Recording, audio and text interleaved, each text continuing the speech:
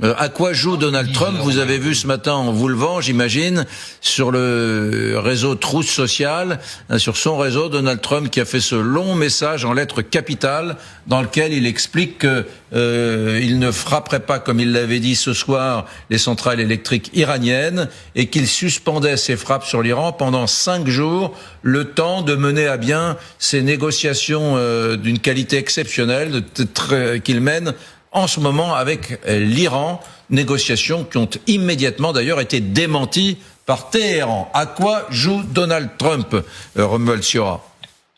Écoutez, comme je l'avais déjà dit à votre antenne, Trump s'est lui-même piégé avec l'Iran. Il est parti en guerre pour plusieurs raisons. Premièrement, il voulait absolument obtenir un deal qui de toute façon n'aurait pas pu être mieux que celui qu'il avait lui-même jeté à la poubelle, le deal de 2015 sur le nucléaire iranien.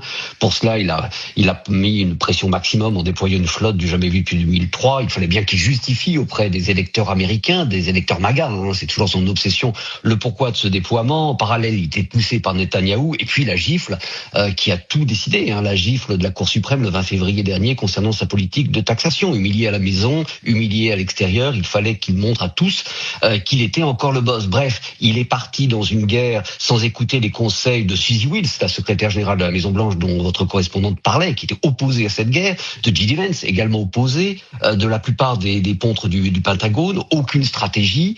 À un moment, on nous dit qu'il veut faire tomber le régime des Mollahs. Une semaine après, ça c'était il y a 10 jours, je leur ferai pire s'il continue, donc il partait du principe que le régime tiendrait en place. Bref, Trump essaye depuis déjà un petit moment de trouver une sortie de secours.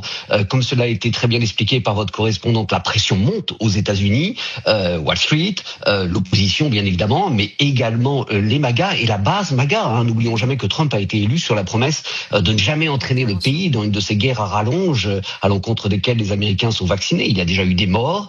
On sait que si la situation se prolonge, il y en aura encore plus, que cela va se payer grandement dans les urnes en novembre lors des élections de mi-terme. Bref, Trump cherche une sortie de secours et c'est pourquoi je prédisais, je ne suis pas surpris d'entendre ce genre de propos, que nous allons assister à une pirouette à la vénézuélienne. J'entends, j'ai pu traiter avec des personnes beaucoup plus conciliantes, j'ai obtenu ce que nous voulions, grande victoire, l'Iran me mange dans la main comme le Venezuela et on passe à autre chose, probablement à Cuba, une cible beaucoup plus facile.